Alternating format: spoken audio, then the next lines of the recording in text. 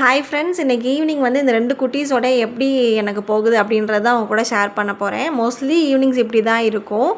பெரிய பையன் 3 மணிக்கு 3:15க்குலாம் ஸ்கூல் விட்டுரும். 3:15க்கு பிக்கப் பண்ணிட்டு வந்துட்டு குளிக்க வச்சுட்டு ட்ரெஸ் எல்லாம் மாற்றி விட்டதுக்கப்புறமா ஃபஸ்ட்டு ஸ்நாக்ஸ் தான்.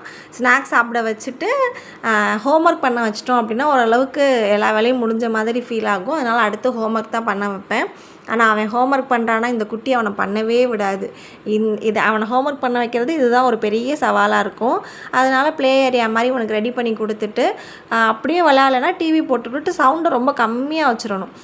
சவுண்டை கம்மியாக, ஏன்னா அப்புறம் அவனுக்கு டிஸ்டர்ப் ஆகும்ல. அதனால் சவுண்டை கம்மியாக வச்சுட்டு இவனை இங்கே வந்து உட்காந்து பார்க்க வச்சுட்டு இவனை ஹோம்ஒர்க் பண்ண வச்சாச்சு. இன்றைக்கி கலரிங் தான், அதனால் பெருசாக நம்ம ஹெல்ப் தேவைப்படாது. இருந்தாலும் அப்போக்கப்போ போய் சின்ன சின்ன இன்ஸ்ட்ரக்ஷன், சின்ன சின்ன ஹெல்ப் மட்டும் அவனுக்கு பண்ணி கொடுத்துட்டு அப்படியே குட்டியையும் பார்த்துக்கிட்டேன்.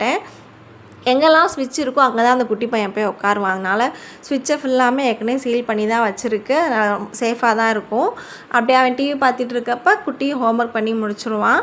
முடித்ததுக்கப்புறமா கொஞ்சம் நேரம் கீழேயே விளையாட வச்சுட்டு பால் ஆற்றி கொடுத்துருவேன். பால் ஆற்றி கொடுத்துட்டோன்னா அப்படியே டைம் வந்து ஒரு 5, 5:30, 6 மணிக்கிட்ட ஆகிடும். அதுக்கப்புறம் மாடிக்கு போனால் கரெக்டாக இருக்கும். ஸோ அப்படியே கீழே விளையாட வச்சுட்டு பாலையும் ஆற்றி கொடுத்துட்டு மாடிக்கு கூப்பிட்டு போயிடுவேன்.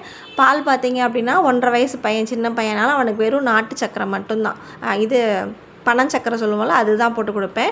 பெரியவனுக்கு நேச்சுரலாக ஒரு பவுடர் இருக்கும், ரெட் பிளிஸ்ன்னு பேர், அது போட்டு கலந்து கொடுத்துட்டு நைட் சாப்பாடுக்கு தேவையான மாவை எடுத்து வச்சுட்டு கையோடு இந்த டாய்ஸ் எல்லாம் எடுத்து வச்சுட்டு போயிட்டோன்னா கொஞ்சம் அடுத்து வந்து விளையாடுவாங்களா, அந்த குப்பையை க்ளீன் பண்ணவே நம்மளுக்கு கரெக்டாக இருக்கும். அதனால் அப்போயே எடுத்து வச்சுட்டு மாடி கூப்பிட்டு போயாச்சு.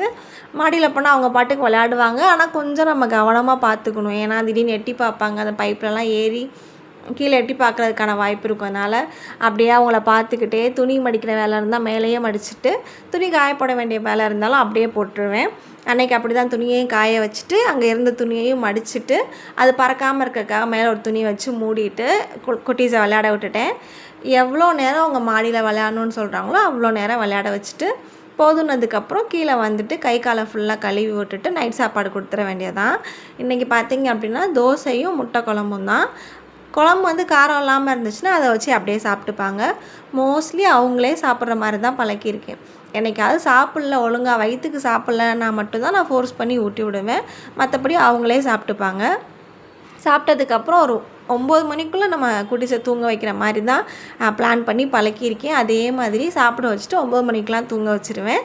குட்டிக்கு இப்போ பேம்பர்ஸ் போடுறது கிடையாது. ஒரு 3 மாதமாக பேம்பர்ஸ் போடாமல் தான் பழகுறேன். பார்ப்போம், அடுத்து வந்து அவனே வந்து எல்லா வேலையும் பண்ணிக்கிற மாதிரி பாத்ரூம்னா சொல்கிற மாதிரியும் பழக்கணும். Thank you and bye.